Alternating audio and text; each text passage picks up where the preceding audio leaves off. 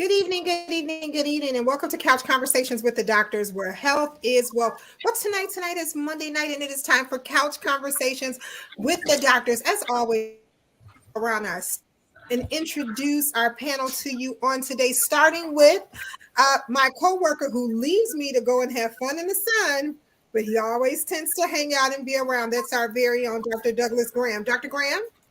Hey, Nikki, I just want to give you an update on the weather report. We've had lots of rain, so I'm not getting all the sunshine that I'd like to get, all right? I'm a retired physician. I spent 30 years working in the western suburbs and 2 years working in the representative's office in Washington, D.C. It was an astonishing and enlightening experience. It's an honor to be here with my panelists. I'm going to try and answer your questions if I can.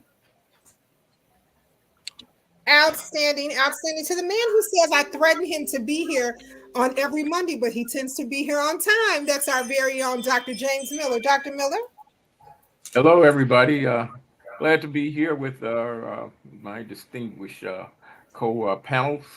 And, we want to be able to stimulate, motivate, and to help to provide some information that's going to be useful and to people's health and longevity and healing of our community.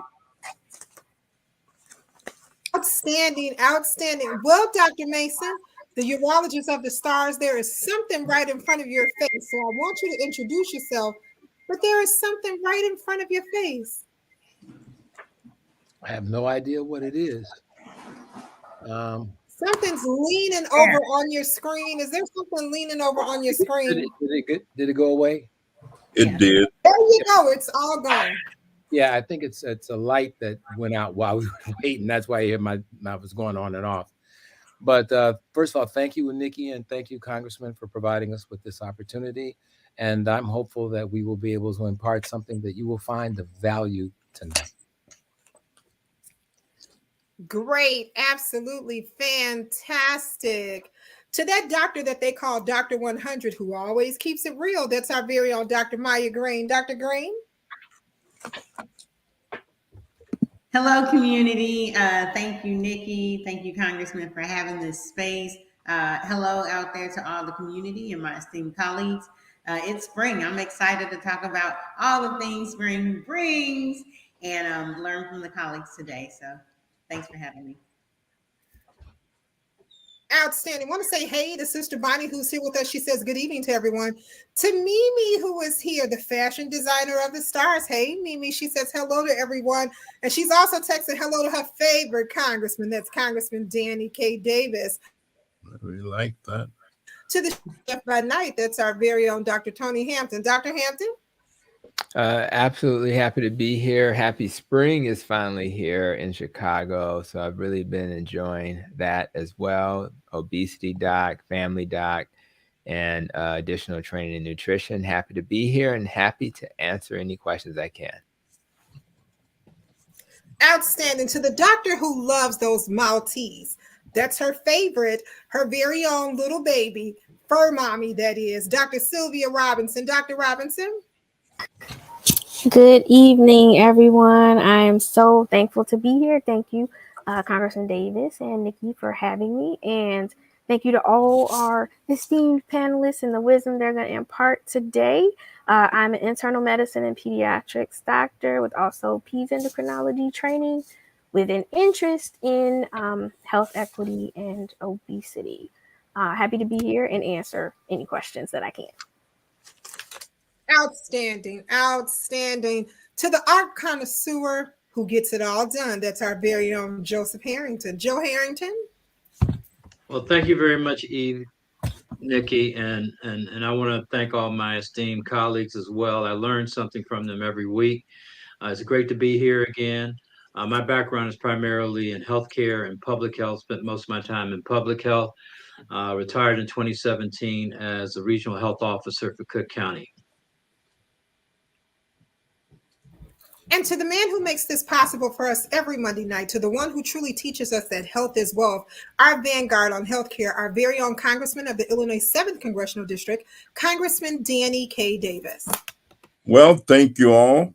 It's good to be here the day after Easter.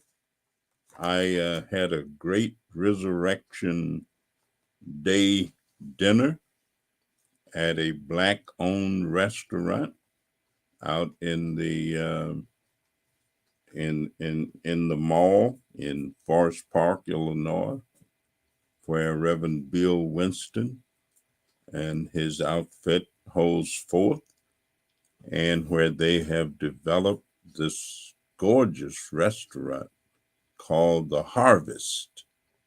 And so I guess they harvest everything and then bring it there and do something good with it. So I had a marvelous time having my Easter dinner. But I'm also excited because I think the idea of Chicago becoming a healthier city, the possibility of it, the notion that it can. And so I'm pretty excited because we have a new chief executive who's going to be coming on board. And I think he'd like to listen to people like yourselves. I found him to be very open to recommendations and suggestions and things that people want to tell him that he ought to do. I had a great conversation with him on Saturday, and I am tremendously impressed and think he's just going to be great for the city of Chicago. So I'm looking forward to the emergence of a health plan that's going to function to help Chicago become a healthier city. I know that we talk individually and we deal everything with me begins with self. You know, I believe so and so and so. I pledge my head, my heart, my hands, my health. It's always I. And we put all of those I's together and we become a collective. And I'd like to ask one question, and any other questions and all are great. And the question I want to ask is how do we improve the health status of Chicago, Illinois? Our city, city of the big shoulders, my kind of town.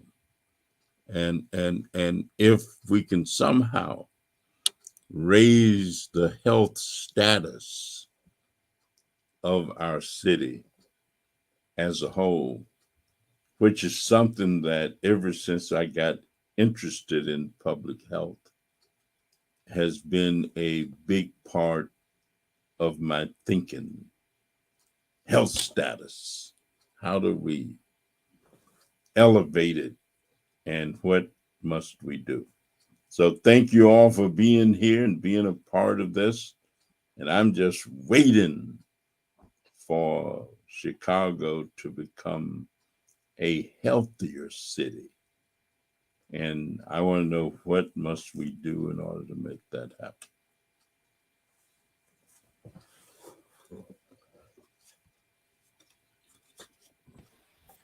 Okay.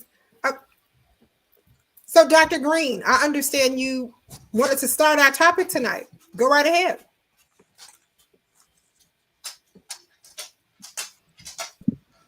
Sure. So, you know me, I always kind of wait because I got a long list of things that we can definitely do. But definitely, when you look at even Healthy Chicago, the recognition that there is a gap, a disparity. So if you want to raise the overall status, it has to be none of us without all of us, right? So we have to look at the areas where that gap is. The life expectancy gap, which the congressman kind of alluded to, the nutrition gap, right? The infant mortality gap, all the gaps that are there, and start to infuse equity into those spaces. And equity looks like education, it looks like kind of nutrition. You know, the quickest way to do it is to change the nutrition around the place and kind of what's available. But also, it looks like changing the wealth gap, because if you change the quality of life, then a lot of times I find patients are more incentivized to make those changes. So I think, I mean, I got a long list, but I like to, you know me, I'll go all day. I'll stop right there and let some of the other colleagues just start the discussion. But you have to start with, you cannot change it without looking at the gaps. And none of us without all of us is what, you know. And I think healthier Chicago starts with a healthier for everybody, a healthier me, a healthier you. And so that's where I want to start. But there's so many other topics we can get to on that. So Yeah, I've listened to Brandon Johnson speak a lot of times. And I think that that's one of the things that he talks to, maybe not directly, but indirectly, because he does talk about the quality of life in certain neighborhoods and uplifting those neighborhoods. And if you can improve the quality of life, you'll not only improve the quantity of life, but you'll improve the health status of the people that live in those neighborhoods. And I don't think anybody that's tuning in and anybody that's a part of this panel doesn't know which neighborhoods those are. Some of us grew up in those neighborhoods, so we know very well what it was like when we were growing up. And the unfortunate thing is, many of those neighborhoods haven't changed. In fact, they've gotten worse over time. So it's very difficult for people to um, have a good quality of life and quantity of life if they live in a neighborhood that lacks resources. There's very little economic opportunity. The schools may not be the best. And so you see the problems that we have in this city. I've described it as, particularly some neighborhoods, as a mashup of two famous novels, Lord of the Flies and A Tale of Two Cities. That's what we see on in several neighborhoods all over the city of Chicago, all at the same time. and you know, well, okay. Well, you know, also when you kind of look at that kind of stuff, I love what you're saying, because when you look at social determinants of health, you have to, neighborhoods are something you have to look at. Economic stability, neighborhoods, food, meaning nutrition access, right? Not just kind of any food, and not to knock it, not only, but food that's going to feed and sustain your bodies, right? And you have to put more of it around so that people are likely to choose it. How people are viewed in community and social context. Of course, there is the healthcare delivery system, but it's also important to fix what a person experiences for the 23 hours and 45 minutes they're not sitting in a healthcare visit. And then we can't forget about education. I'm a former CPS teacher, you know, can't ever forget about education, because that kind of sets our youth and ourselves, those of us that are in our second youth, but that sets us up for long-term success. The education definitely has to be part of it. And when you infuse equity into every one of those aspects at every stage, so you just can't infuse it into kindergarten and not infuse it into secondary education and not infuse it into healthcare education and not infuse it into an adult and elder education. You have to infuse that equity and make it available in ways people can understand, you know, in their environment, not just in some neighborhoods. And once you continually do that, you know, I think over time you do see like Joseph Harrington said, you do see quality, quantity, everything, and all of that is what it looks like to change a healthy status in Chicago, in anywhere. I think that when we talk about health, we got to, I mean, we talk about a healthy body, which is very important, but you also got to have healthy in terms of the economy, got to be a healthy economy in those Mm-hmm. particular areas. We have to have, healthy food to provide and maintain a healthy body. And we have to look at those things that cause poor health, and deal with them in the sense that we need to alleviate some things that people that are causing people health to fail. If they're not eating appropriately, if the food that they need to have a healthy body is not available to them, if just the being able to seek the proper management and monitoring of their body's health status is not available to them, or is not something that they can afford, those are things that cause us not to have. So we have to make sure that those elements are there, present, and available to everybody in order to be able to have a good, healthy city. Because we're talking about a city. When we say a city, we're talking about everybody. And we know that there are going to be diseases, and diseases attack those that are sick already the worst, tend to do worse with them. So if you already, you know, uh, entered the process because you didn't have the proper nutrition, then you're already at a disadvantage in terms of being able to get to reach the health status and maintain that health status that you desire. Reverend You know, Miller, you said I would add to that. Oh, I'm sorry. no, go, because you know I. Yeah. No, the only thing I was going to say is a couple of things. Number one, first of all, we have to agree on what do we mean when we say health. And I think of health in three dimensions. I think of it as mental, spiritual, and physical. And too often we tend to put it in one box, and that's the physical box. And I think we need to rethink that, because we have to think about how do we recreate healthy families?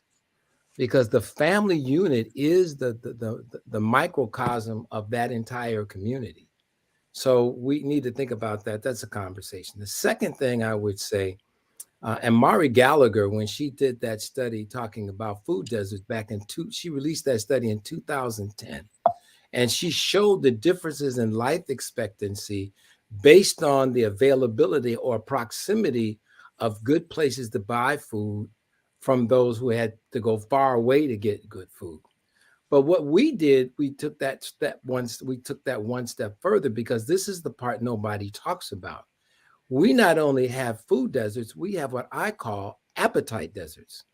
And an appetite desert is when a community has been bereft of the right kinds of food choices.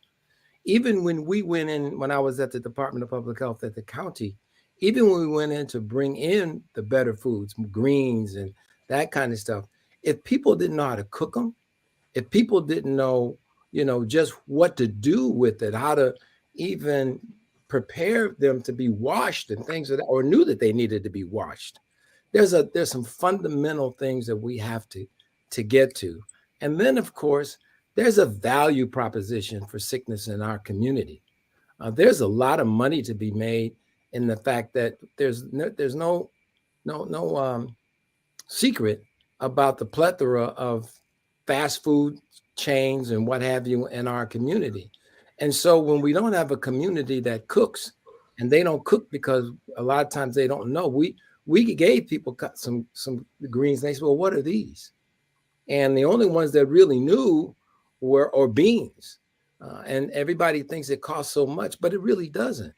And we really do need to let people know there are economical choices that they can make. And then lastly, dealing just with the stressors of life.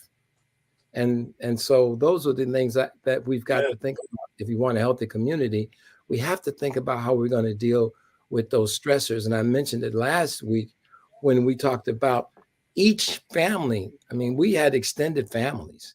They weren't extended biological families necessarily, but they were our neighbors. And our neighbors help watch after all of our kids, my kids, your kids, everybody's kids. I don't know how do we bring that back.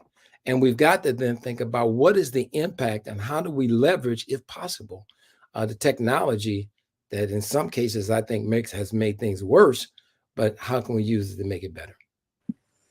I was going to say well, not exactly, but when Dr. Miller mentioned disease, talking about what it looks like if you break it down. I remember I was in medical school, I think, and I was reading something that was talking about disease. And that's the first time I saw that it also meant dis-ease. So it's not only the physical aspects of it, but it's the dis-ease that it brings to that individual and those around. And which comes first? That's a conversation to have. Is it a dis-ease or the disease that comes first, or which one sets? And I think it's just a cycle that we have to break. And then kind of looking around, what does it look like for our communities to be whole? One of the things I learned about initially, some of you all know I started my career as a HIV specialist. I just, focused on HIV, the virus. That's what I was focusing on. And I quickly understood that if you just focus there, we can't get anywhere. You have to focus on communities impacted and the stigma, and you have to address and support people so to where their quality of life increases, but their dis-ease regarding everything around that decreases. Yeah, I wanted to offer up a definition for health because you asked how do we define health, and Dr. Mason and I have used this definition that comes out of the Center for African American Health Status Report, and this was done in 2002. But actually, the Center for African American Health, that doesn't exist anymore, actually started out and was based out of Roseland Hospital on the south side of Chicago. And their definition of health was the behavioral, cultural, economic, educational, physical, and spiritual state of being in which individuals have the ability to enjoy life and contribute positively to their family, community, and society. So the last part of that for me has always been the most cogent part, because if you don't have the ability to enjoy life and contribute positively to your family and society, then you're not a healthy person. And so most definitions of health don't look at the role of the individual in terms of health as well. And so that's why we need healthy communities, because we need everybody to be at that point. Seems to me you're talking about, to a great extent, education in terms of what people learn and how it becomes a natural part of their being. Mm-hmm. And it's not necessarily thought of as something extra or something that's outside the realm of what is called normalcy, mm-hmm. where it's normal to do certain things. And so I wanted to ask Dr. Robinson, in terms of children, young people, is there a way of stimulating them as they are growing up to want to pay serious attention to their health? I mean, I remember when I was taught that if you wanted to be healthy a certain way, it had to do with some of the things that you ate and whether you was going to be a whistler or a whiner. And they used to tell us that an apple a day would keep the doctor away. And, I remember that when I was about 5 or 6 years old. And I've always thought, I didn't know why, but I always thought that eating an apple had something to do with helping you to be healthy. So, Dr. Robinson, how would you respond to that? So I'm thankful that that question is kind of along the lines of what I was thinking anyway, in terms of what I wanted to share, which is I think in order to build community and health, we have to first establish that trust, right? You can get all the information in the world from someone who's an expert. If you don't trust them, or it's not delivered in a way that is useful to you, then it doesn't matter all the knowledge that you give them. So we have to first try and decrease some of the mistrust that's there, and work to, I guess show that, everybody, that we're all for supporting the community, and including, I think, shared decision making is a big part of it too. It's give and take. You have to be willing maybe to try some things, as long as it's not going to put their life in danger, right? That maybe might not necessarily be your best thought, but sometimes you have to give people that opportunity to kind of think and look into things, before necessarily getting the buy-in from them to, kind of earn that trust. And Well, I'm sure that the new mayor is going to be looking at everything that he's got to look at. And I'm pretty sure he's going to look at what the city does for health. I'm sure. So I sure would hope that he would put some of y'all on his transition group to help look at these things and help determine. In the poker game, we always say you got to know when to hold 'em, know when to fold 'em, when to walk away, and when to run. And so I'm sure he's going to look at what is in existence and then make some determination about what he might keep, what he might change, what he might add, what he might do to help get to where he wants to get relative to health. And I certainly hope that the thinking that I've heard coming from this panel or this group would be infused somehow or another into his reestablishment of what his health program for the city ought to be.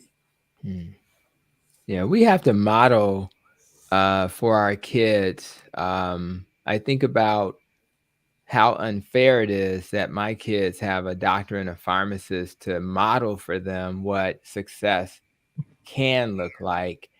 And I thank God that we have a mayor who can model what maybe a young Black male child can see, what's possible for them as well. And so first thing we have to do is continue to put in front of our young people what success can look like, whether it's a doctor, a lawyer, or even an athlete or a singer. It's okay to do those things as well.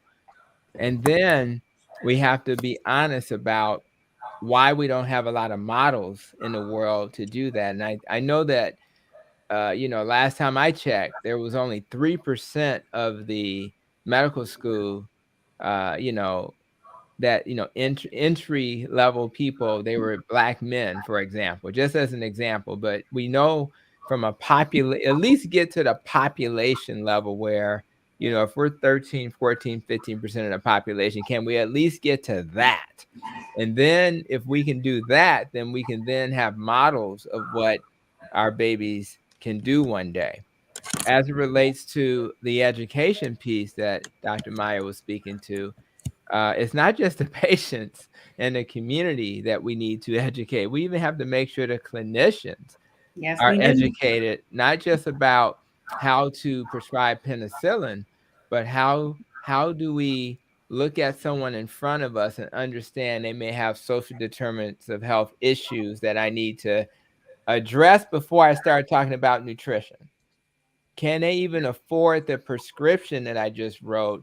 And you're saying, well, they used to use the word compliant. Well, we use the word adherence now, but how are you going to pay for the medicine if the copay is more than you're bringing home? It's beyond your budget. And then we look at the patient and point fingers at them. And the other thing we have to educate our new doctors about is, let's understand why they're sick in the first place. Some of it is the social determinants of health issues, right? But some of it is also understanding, why did I have a high blood pressure in the first place? Maybe because I'm in a stressful relationship. Maybe because I'm stressed because I'm working 2 jobs, and one of those jobs got me working all night long. And just coming in after that is going to have a high blood pressure. And what really frustrates me the most, and I know the mayor can't fix all of this, but why is it that if I have a diabetic with retinopathy and neuropathy and nephropathy and all of these complications, and they just happen to have a high blood pressure, and they just happen to have, the more diagnoses they have, I get paid more money. On one hand, that's fair because they're sicker and they require more care. But if I take that same patient and I change their diet and I get them to exercise, and now all of a sudden I can take some of these diagnoses off their chart, I get paid less money to heal them. There's something wrong when we live in a world where I can help heal people and I get paid less money to do that. So I just think that we have a lot of issues in society we have to start thinking about. What I like about the mayor, and I'm an Oak Park guy, so I didn't follow it extremely closely, but what I liked about him is that he always spoke about what are the needs of the people. And although I don't want to punish a business, I don't want to punish industry, but please, can somebody talk about the needs of the people and start putting things in place for those folks? They need bailouts too. Can we bail out some regular folk who have basic needs? And those are the things that I think that I'm hoping the new mayor will at least make an effort to address. And if he does that, I think that we'll be far further down the road than we've ever been. And so I'm very optimistic when I heard him speak. I like what he was saying. It was the right messaging. And we just got to now pretty much have a revolution. We have to fight alongside this mayor and say, we want these same things that you're talking about. What can we do to assist you? Yeah, I want to push back on a couple of things. One, when you talked about what you said, why in the world do you get paid less? I just want to narrow it down. Why it is in the richest country in the world do you get paid less for making a patient well? I just want to provide a broader context. You know that in a third world nation, you might have the same issue and it'd be harder to understand. But in the richest, the wealthiest nation, supposedly, and that's what we call ourselves on the planet, why is that the scenario? The other thing is, I want to be fair to the incoming mayor. He like us, he's a person, he's a man. There's only so much he can do. And we have very high expectations for him. And I think we need to maybe adjust those expectations. And I'll use this because I thought about bringing it up earlier. I read this study, and it's probably about 20 years ago. They looked at cancer in a small rural area. And what was interesting, that they didn't find the same types of gaps in health that they see in large urban areas. And what they attributed it to is the fact that in small geographic areas, everybody goes to the same hospitals, everybody goes to the same stores, everybody pretty much, whether you got money or you don't, pretty much have a similar quality of life. We're in a city of close to well over 2 million people, maybe 2.5 million people. That's a different scenario. So I don't want us to put too much on the young mayor's plate too soon. What I'm encouraged by, and we have to take some responsibility for this, is my understanding that he got 87% of the black vote. We have an obligation to support this mayor and make sure he's successful. So I don't want to put it all on his shoulders. I want to push it back and say, we have a responsibility too. Those of us that know better are doing better, and we're trying to inform people to do it. And everybody that's listening to this program, if they're Black like me or African American, then they have an obligation and a responsibility to support this mayor and to make sure that this mayor is successful. You know, Joe, to your point, I think, and I'll be very brief. One of the things that I see that is sometimes bereft in some of our policies, and that is we need to think about how do we strengthen families? What do families need in order for them to be able to function as a family beyond just a living wage and some of the things that even in people who are very highly skilled, like, excuse me, like the physicians on this panel, myself included. We need to think about, because what is a neighborhood? It's made up of people. And usually these are people and families. And the one thing that I would say is that what made my neighborhood a neighborhood in Inglewood when I was growing up is that we saw ourselves as a big family. And it wasn't that everybody was in everybody's business per se, but it was because we shared a value. We had block clubs. So to make sure the grass was all cut and the snow was removed, and that everybody during Christmas time put their little stars out. I mean, there were activities, things that happened that brought us together. We had neighborhood stores where many of the children, that including myself, got their first jobs at some of these places. So a neighbor, that the things that we need to do, whatever policies that we're going to support, really, in my mind, have to support families. And I think some mentioned already about the woman who's got to work and the single parent family. And in the days that I was growing up, there was always an auntie, a grandmother, somebody that was there to help fill some of those gaps, including cooking, if that were necessary. So I just think that we don't want to overthink this, but there are some simple things that if we sat down and listened to some of the seniors in our churches, they'd give us a lot. You know, one Well, of the things that go ahead. yeah, there are a lot of creative ways that people can do things, and trying to balance. Joe raised a question and an issue. I mean, we're so much of a capitalistic society that, and we always say that each person learns how to maneuver, manipulate, and deal with that society to extract from it what they individually need. And that's part of the challenge of living in a capitalistic society. I mean, it's true that if you take care, and we hear these stories.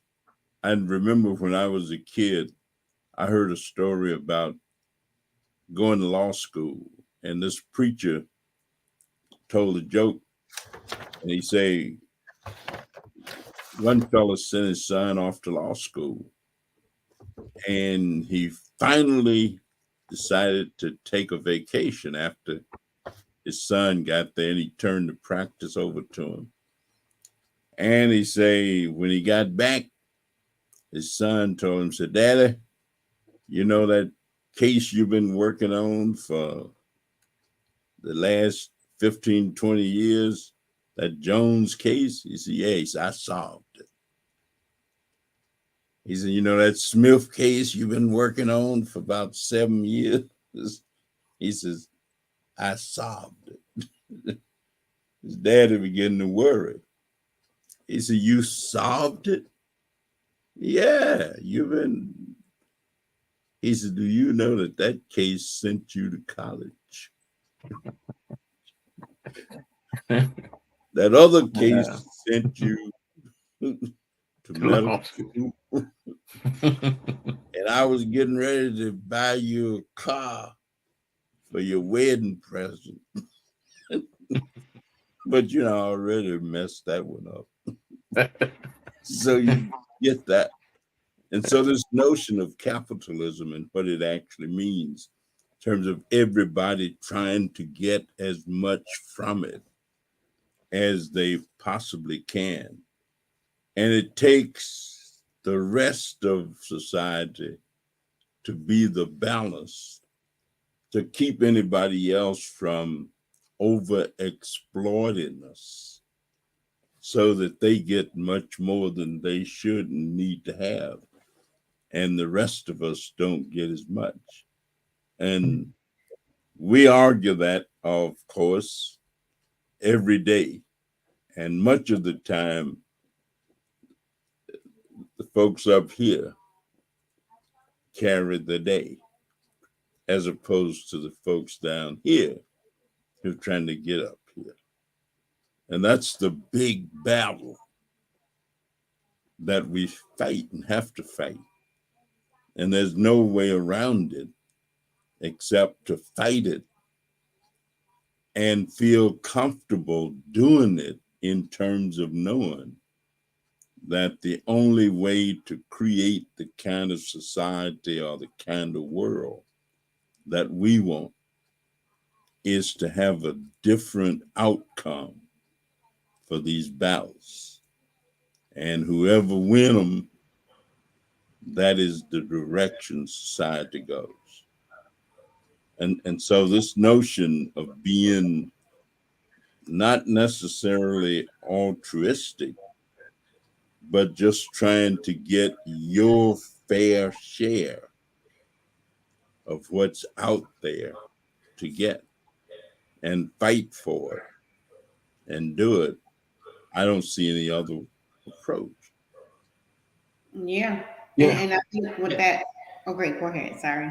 Yeah, no, I was going to say, the issues that seem to be showing up in this discussion that we're not really calling it, but it is having healthy relationship with one another in our community, in our city, in our country. I think if we begin to have those healthy relationships, healthy mean relationships that are good for everybody.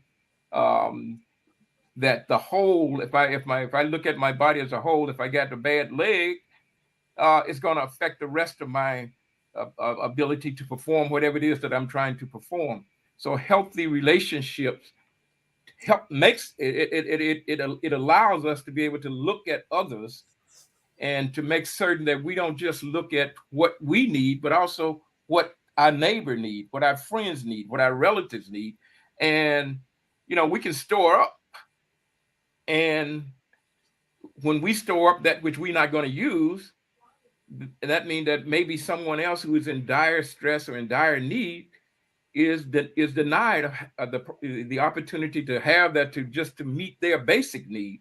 So when we have good relationships, we're able to look beyond those things that are just for us, but we have the ability to feel the pain and the discomfort and the suffering of those that are around us. That comes with healthy relationships, and I think that's important. And if we want to have a healthy city, regardless of all these other things, I mean, some of the bigger problems that we have with violence and all these other things, healthy relationships is going to begin to address these kinds of issues.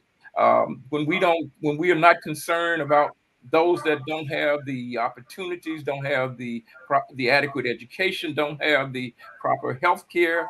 Um, Again, if we have the right relationship with them, we are going to begin to look beyond ourselves and see their needs, and try to make certain that we pull them with us as opposed to just going by ourselves.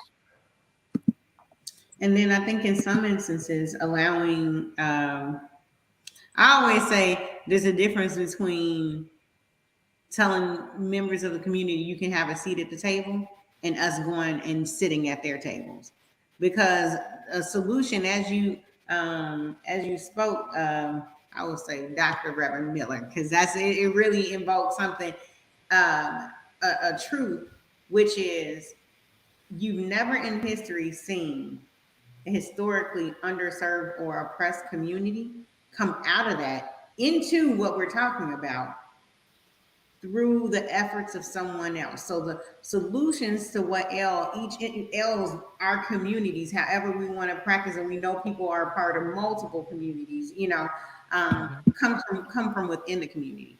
So that's why we can't have the same, like, hey, what's healthy here? We have to move to equity, yes, but we have to understand from the community members what equity looks like. And that's not we don't want that, forever lag where we start paying, non-minoritized institutions to study the problems of people we deem minoritized. We don't want that. Like, we're trying to understand for 10 years. We don't want that. We want understanding, sitting at the community's table. Once, kind of like what Dr. Robinson said, they've invited us once they trust us, and using those trusted resources, which we saw a lot of that during COVID, right?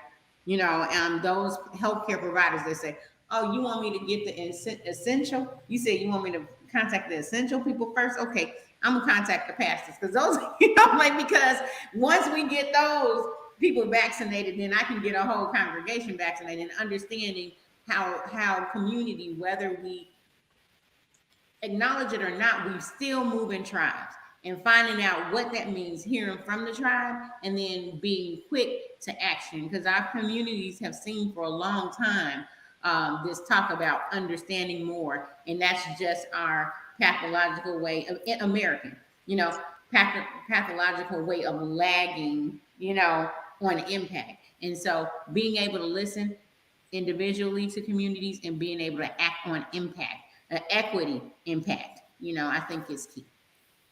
Joe, somebody, go ahead, Congressman. And then Joe Harrington. Go ahead, Congressman. And it just went over in my mind that 87% of African Americans in the town voted for one guy. Suppose 87% of African Americans who bought a pair of shoes could buy them from African Americans. If 87% of the African Americans who went grocery shopping could buy it from African Americans, I think that would change the economics of some places. Oh, wouldn't that not change the economics? And I often say that we've made more progress in politics than we have in economics. When I look at the setup. And so we put a lot of effort into politics. That's one of the reasons that we've made the progress. And maybe we've got to increase our understanding and participation in the economics of the environment of which we are part, if we're going to be able to change the health status.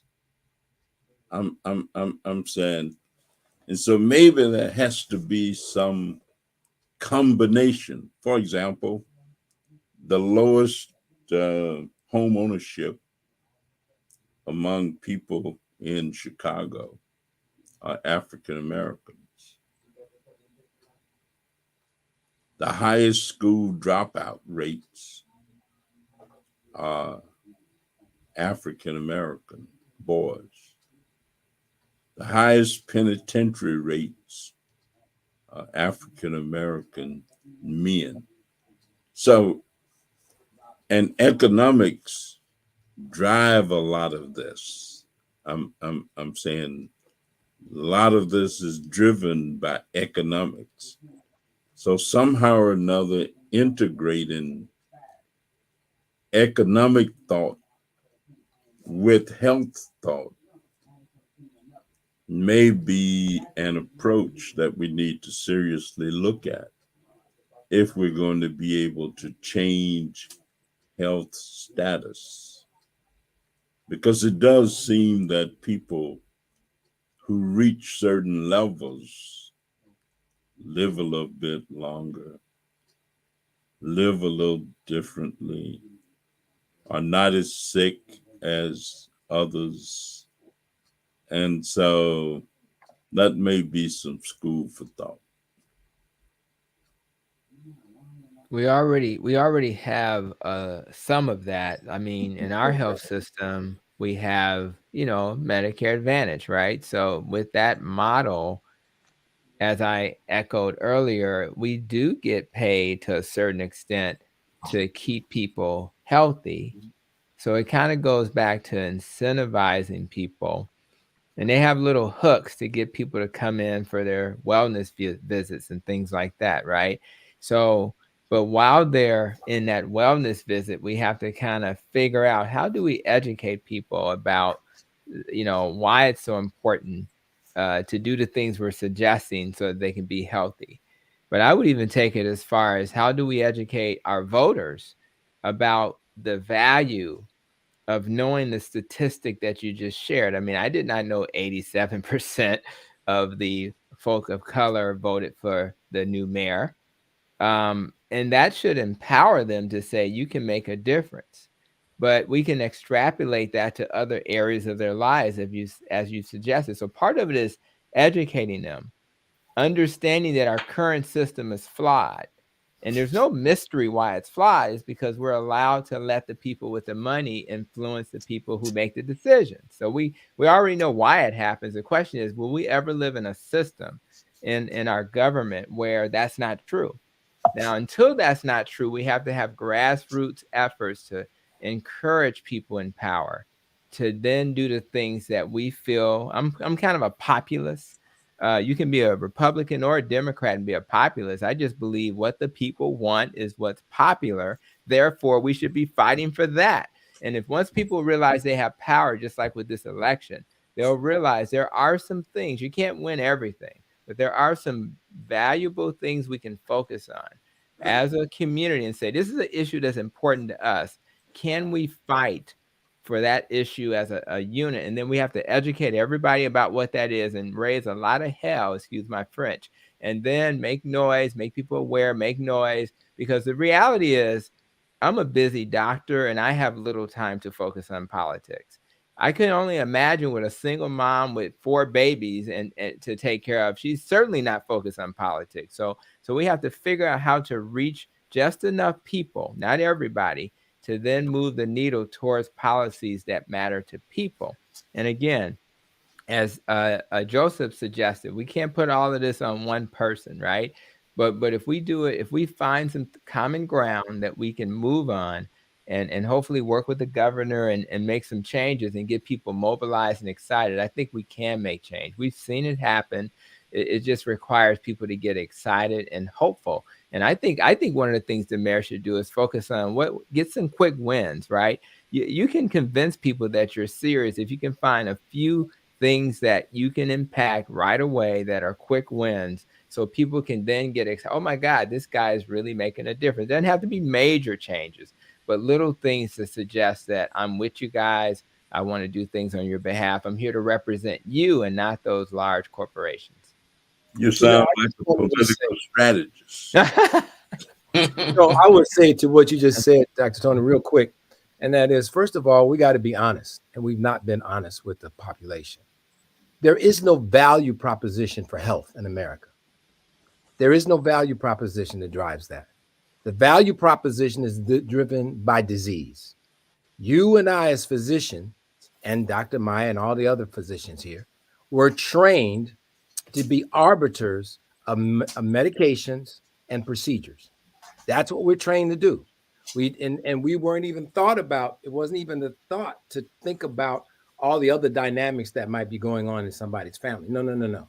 And then what we didn't tell the patients is that, yes, I'm going to give you this medicine, but it's not going to cure you.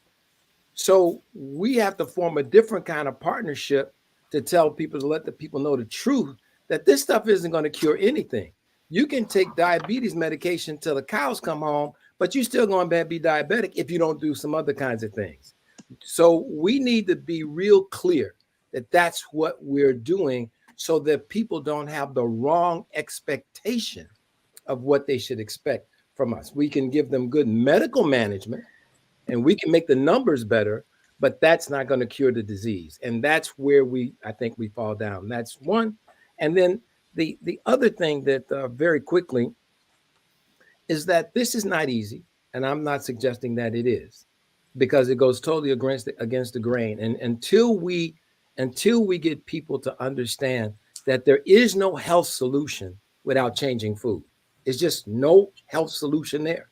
You cannot And we've been bombarded by all the major corporations in America to continue to have us eat more food outside of our homes, prepared outside of our homes and inside of our homes, to prepare foods that our taste buds have been manipulated so that we want something oily, crunchy, and salty or sweet. We have our young people now starting to get these drinks with all that whipped cream and stuff, even at very early ages. I won't call the name of that company, but I'm just saying that there are a lot of things that we're not dealing with that we should be telling our populace and trying to figure out how we deal with ways to deal with that and not keep putting it back on that. And lastly, I would say that we need to look critically at whether or not integration was the right strategy for us. Because what did it do to help us strengthen our own institutions? Not much. Daniel Hill Williams started that hospital over there called Providence Hospital to make sure Black physicians had a place to train and nurses had a place to train. And also, we gave up our baseball leagues. We gave all our stuff up. For what? And so I would say to Congressman Davis's point, what this election showed is that we have the power if we choose to use it. And we can make better decisions for our community if we voted on behalf of the things that we know could make a difference in our community. And if they were and the politician's job is to engineer those sorts of things so people understand what they are and how we can vote on it to make it better. I've seen too much of it, and I think that we have got to go back. When I was a young kid, we had 6 black automobile dealerships. We had multiple banks. And all of that's gone. Gone. The 200 East 75th Street Medical Building was where we used to go. All Black physicians there. Down the street on 75th Street, 32nd Street, down on Stony Island. Gone. So I don't think we've made any progress. I think we've regressed. And I think that we have to admit that and decide on how we're going to move forward over the next 20 to 30 years. So you're saying all of that stuff is healthy? What? Going to these Black doctors and going to these Black restaurants, shopping with these Black banks, buying cars from these Absolutely. Black dealers. I agree 100%. My first job was given to me from Meridian, Mississippi. That's I want to. There was a question raised earlier about the cost and the availability of Trulicity, and I went online and I did find out what was causing the shortage. And the drug is made by a company, Eli Lilly of Australia, and there's limited availability of Trulicity due to global supply pressures resulting from increased demand. It gets back to an economics thing. Demand has increased the Trulicity, and they can't make it fast enough. And the whole issue of global diabetes, I don't want to get into that, is part of that. But if they can't meet the demand, the only way to meet demand is to increase production. And if you increase production, you're going to increase the cost. That's the economics of healthcare. When you make healthcare a commodity that people buy, and they buy pieces of it here, pieces of it there, you get some insurance, they pay for a little bit, they say, now you got to pay so much. That's the system we're in. And people need to understand the system. The system is not good or bad. It's not evil. It is the system. And we need to do our best to help educate people to how the system operates, help show them how to make the system work for them in the situation that they're in. And as individuals, do the best job we can as clinicians, as public health professionals, as people that are trying to get people healthier, to do the best job we can and keep them informed and do our job. Do what we put on this this earth to do. Nikki, I know we gotta go. Let me know. I I'm, know. I'm making my last comment. All right. Oh, Come go. on. Okay. Yeah, All go, right. go. So that's why it's so important going back to what Dr. Mason said and going back to what we really talked about in during COVID. We have to do everything we can do in our communities, grow our own food, do things like that. Because guess what? Guess who doesn't need Trulicity? The people that are growing their own food, the people that are making sure their bodies are healthy, things like that. So why get to we talk about primary prevention, secondary prevention, and tertiary prevention and preventive health, right? Everything you do to keep tertiary is when you need Trulicity or you're going to have a problem. But what about the primary and secondary things you do to keep yourself from getting to the point where you need Trulicity? You know, so the best thing to do to not get in this system that you're talking about is make sure we stay out of that system and we only access that system when we need it. Absolutely, if it's an absolute. But if we feed our bodies nutrients, if we're staying up to date in our communities and the whole community moves to a point of health, you know, then less people need Trulicity. So keep the if we're talking about it from a business standpoint, right? We keep the balls in our corner. I'm not demanding it. So and then for those who need it, it then drives the cost of the product down. So do everything you can to keep yourself out. That's my comment for today. Thank you, Nikki, for giving me the extra time. No, it's okay. It's okay because I know you guys hate to hear me say this, and I see all the stuff chiming in, and people want to say hi to the congressman, and it's been such a robust conversation. So it's that time, guys. It is that time. Mimi, I believe they answered your question when you asked what is happening with your Trulicity medication. I have been trying to get my prescription refill for 2 months, and Walgreens is out of stock. So I believe they answered your question for you. But of course, if you have any additional questions about it, you can always reach out. Sandra Rowe wants to know, is it possible that we can have more health fairs throughout the city and more grassroots for Sandra? We definitely are. And I have something for you. Kimberly Alexander Jackson says, good evening. Nellie Purnell King says, good evening. Deborah Crable says, good evening. Virginia Knight says, I'm late, but I'm here. Diane Jones says, good evening and amen. She's saying good evening and amen. Audrey Jaycox is here, and she wants to tell everybody hello. Deborah Williams Thurman is here, and she wants to tell everybody hello. Doc Evelyn is here, and she's saying hello to everyone just as well. Barbara Ivory is here, and she's saying good evening. So is Deanna Green. She's here, and she's saying good evening to everyone as well. It's so amazing that you all give so time attention to the importance. But like the viewers don't know, Yolanda Williams here saying good evening. CEO Wesley is here saying good evening. Marvin C. Glenn is saying amazing information.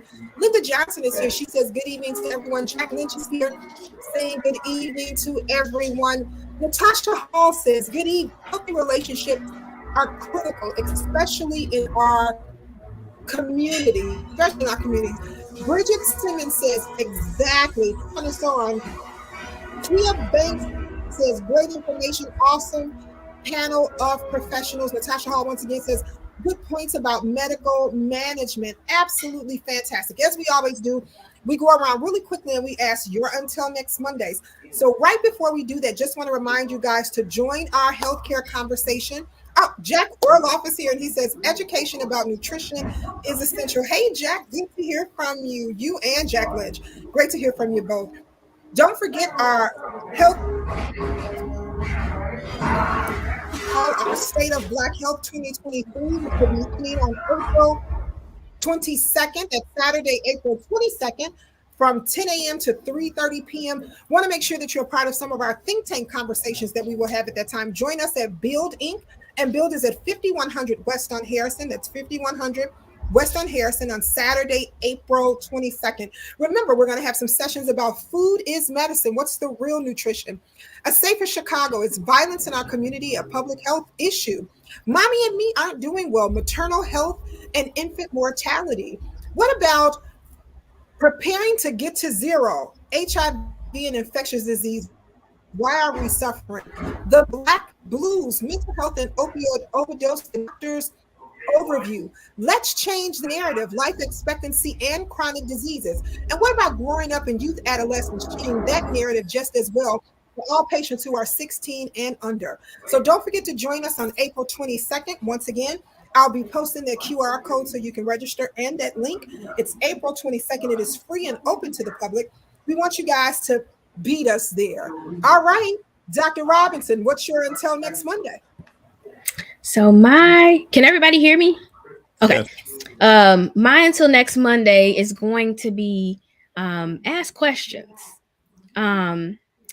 Even going back to the earlier question from Mimi, I want to just put out there, if all that you kind of got from the pharmacist was that it's on back order, but nothing else, no possible substitutions or things that you can do in the meantime, please ask questions, reach back out to your doctor, talk to your pharmacist, so that you can get what you need. So just ask questions. All right. Remember to do what? Ask questions. I often tell you guys, I'm also sometimes the doctor's worst nightmare because I go in and I pull my iPhone out and I go to my notes and I start sharing some information that I want to know about.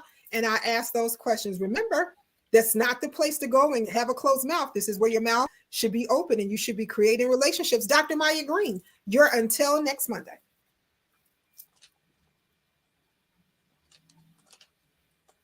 And you're muted. There you go. Okay, there you go. I was going to say until next Monday. I was also going to say keep in mind that if you can't get your medicine, very important. If you can't get your medicine for 2 months, I hope that your provider has you on a different medicine, because it does have to be taken unless they've started you and you're taking your blood sugars on a nutrition intake regimen that's holding and maintaining everything. So there's nutrition intake regimens for some people, and then for some people, they still do need some form of medication or support in addition to the nutrition and activity regimen to sustain that blood sugar. So, and you know, the 2 months may be like, oh, frustrating, but you definitely want to do it not only for this 2 months, because we know you 21 out there, you know, do it for the 70, 80, 90-year-old you. Get that medicine, because it's a progressive process. So every day you take the medicine or every day you stay on your nutrition regimen, whatever's appropriate, you're pulling back and slowing that progression with diabetes. I'm stopped there until next Monday. Thank you.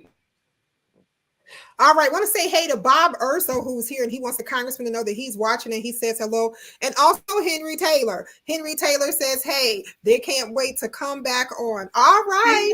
Joe Harrington, you're until next Monday. Joe Harrington, you're until next Monday. My until next Monday is I should be off mute now. It's a quote that I came across over the weekend, is by J.P. Morgan. The first step towards getting somewhere is to decide that you are not going to stay where you are. Everybody has a choice. Make a good decision. All right, Joe, can you text that to me? I will. Please. Okay. Nikki, I'm like, yeah, text that. Put that in the group text.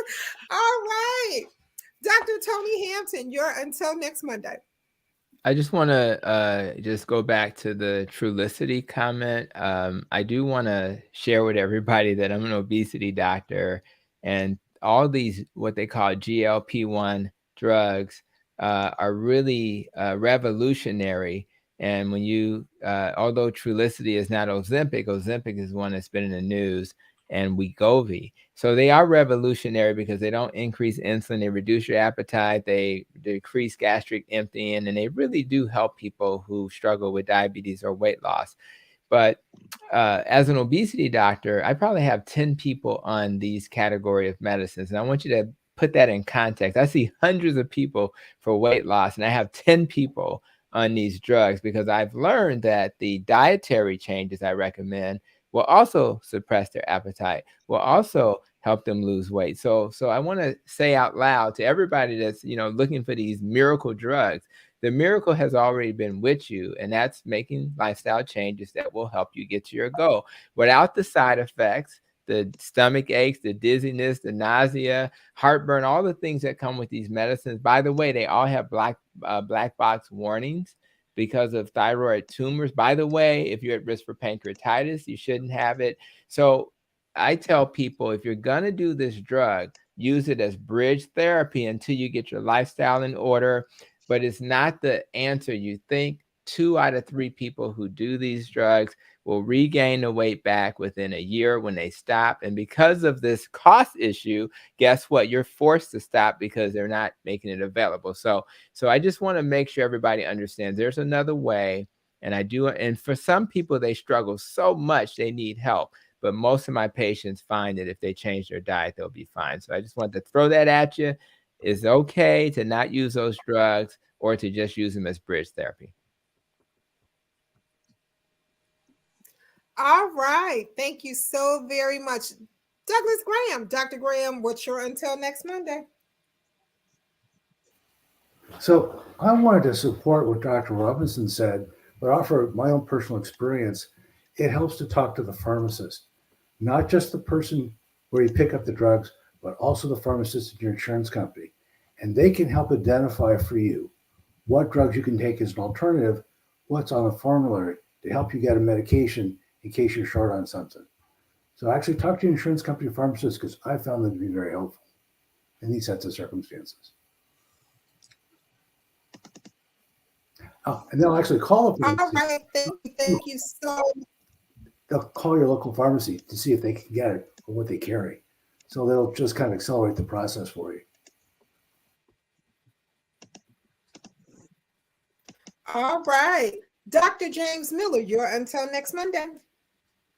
You know, when we live in a complex society as we do, and we see all these problems that do exist, I think that I want to try to encourage everybody to understand that there is a part that you can play. You don't have to be highly educated to do some simple things that helps to get people together, to care about each other, to care about yourself. And so I think that we want everybody to understand everybody can be part of the solution.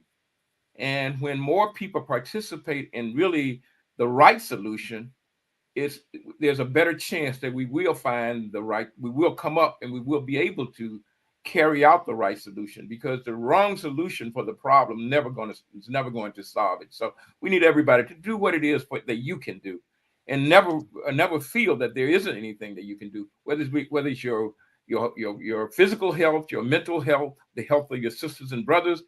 There's things that you can do, and please do those things.